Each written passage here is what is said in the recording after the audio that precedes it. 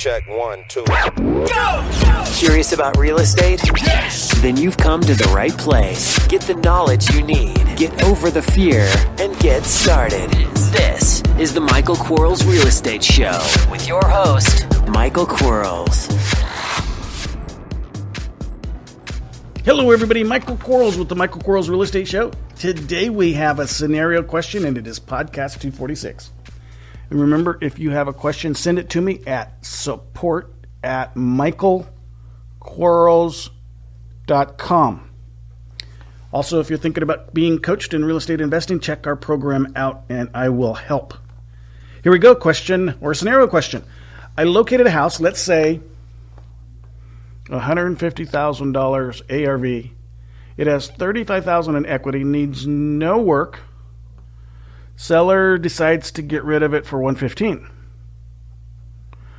I decide to take over his mortgage subject to his original financing. I simply take over the deed note and start making. I simply take over. Well, you don't take over. You have them grant you the deed. Take the note and start making payments on behalf of the seller and have conditions, exit strategies in place in case this due on sale clause is exercised to prevent the original seller from facing a financial crisis if it defaults. Either sell it, assign back to the owner, etc. Question, should I be concerned with any language in the Dodd Frank, or is this more of an issue with lease options where credits are being applied and purchase? Gosh, I do subject twos all the time. I've done them for a long time. I still do them. Didn't do one today, I don't think, anyway. Might have. We buy a lot of houses. It's just not an issue. Yeah, I mean, of all of the houses that I've bought subject to, the only time I've even got close to an accelerated due on sale, the only time is I bought a house subject to the existing loan, and the loan was a balloon, and it was due. But it wasn't called because of the due on sale clause. It was called because it was due. The time period was due. All I did was get it extended. I mean, it's no big deal. So, I mean, it's not that hard. Don't overthink some of this stuff. And it's $35,000 in equity on a $150,000 transaction. So 115, 65 or 60% of 115 or 150 is 90. 70% of 150 is 105. So 115 is outside of what I would like. Now, if it's in a high demand area and it absolutely doesn't need any work, then yeah, you might say, hey, I can sell it and flip this thing and make 20 grand on it. But if I did my math right, 70 times 100 is 70,000. 70 times 50 is 35. 35 and 70 is 105. Yeah, and so you're almost at 80%. Boy, you're really pushing it on that. And I don't know if I'm going to back up. I wouldn't buy the deal at 115. I'd still need more there. Thanks for listening. We'll be right back.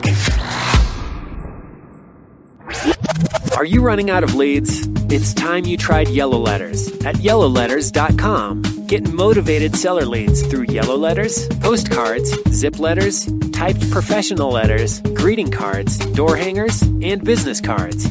Yellow Letters is a full-service marketing company created with your success in mind. Get the personal attention you need to get your direct mail campaign started and get in touch at yellowletters.com. And we are back in 3, 2, 1. The only way, no, I wouldn't do it.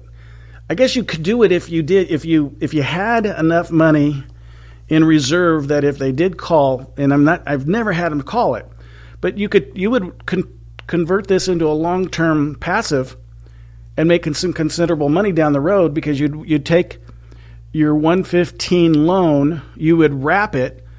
You would look at your 150 ARV that is today with no repair costs because it's in good condition. You'd look at the value of what you think it'll be in 5 years. And in my city, I know we're going up 5%, which would be way too much to calculate a 25% increase. But let's assume for a second it goes up 10%. So in a 5-year period, then you're selling it for 165. You're taking 5 to 10% down. So let's assume you're taking 10% down. So you're taking 16.5 down.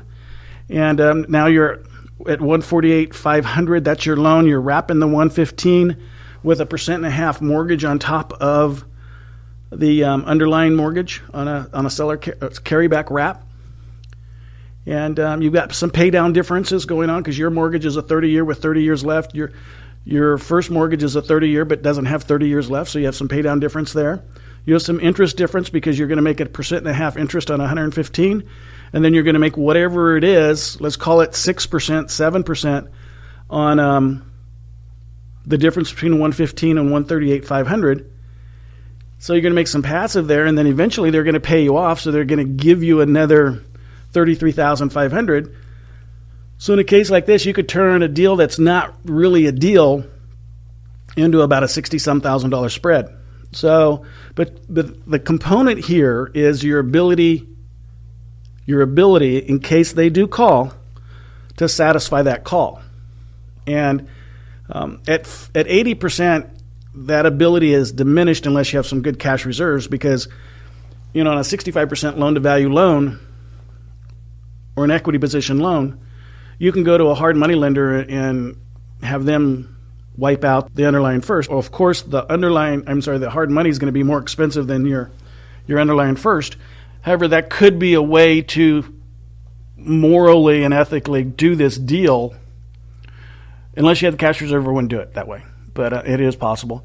And again, it's a mini deal. And gosh, if the neighborhood were in really high demand, maybe you'd take the chance. I just don't know if I would. So, but great question. Good little. I like these little scenarios like this. I wish I got more of them, so I can really think outside the box and try to put some deals together for you guys.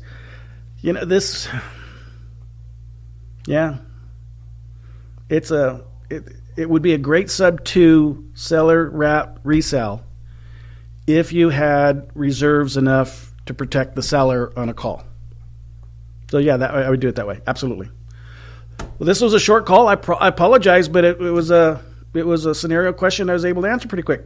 Till next time, guys. Talk to you soon. Bye-bye. Thanks for listening to the Michael Quarles Real Estate Show. Get more info and stay in touch at michaelquarles.com.